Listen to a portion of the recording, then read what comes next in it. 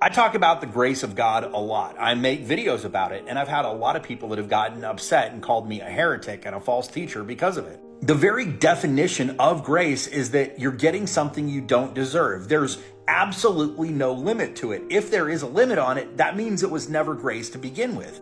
That means that once you're saved, it's impossible for you to out-sin the grace of God. Like no matter how much you sin, there's always more grace than your sin, which is exactly what Romans 5:20 says. 2 Corinthians 5:21 says that God made Jesus, who knew no sin, to become sin for us so that we can become the righteousness of God. The moment you're born again, you receive the righteousness of Jesus Christ. For the rest of your life, God never again sees you as a guilty sinner. He sees you with the righteousness of Jesus. All of your sin, past, present, and future, is completely wiped out. All the guilt for all of it is gone. Now, what people get hung up on when I say that stuff, they're like, well, if you're just going to abuse grace and you're going to go on sinning willy-nilly and you're trying to use it to sin however you want, then you were never really saved. And then they usually go on and tell me I'm a false teacher and I'm spreading lies and I'm leading people to hell. Here's the thing. When you get saved and you enter into the grace of God, one of the things the Bible talks about extensively is how God gives you a new heart and a new nature that no longer wants to live in sin.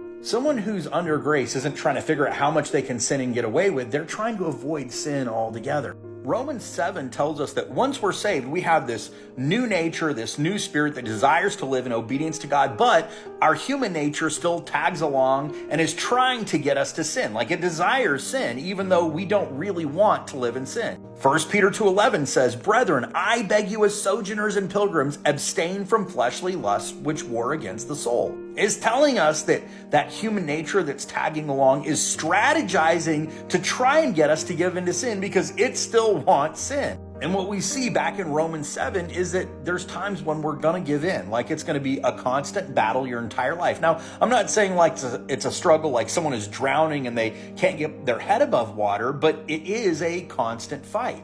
The mistake that a lot of people make is trying to win that fight on their own apart from the help of God. Now, Hebrews 4:15 tells us that Jesus was tempted in every way we are, yet he never gave in to sin. The next verse says, "Therefore, let us go boldly to the throne of grace so that we can obtain mercy and find grace to help in time of need." Philippians 2:12 and 13 says, "Work out your salvation with fear and trembling, for it's God who works in you, giving you the desire and the ability to do the things that please him."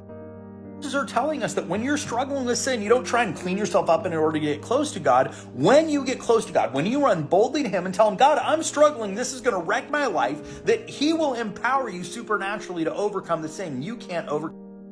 Grace means that in the middle of that struggle, God is never going to condemn you or turn you away or take your salvation.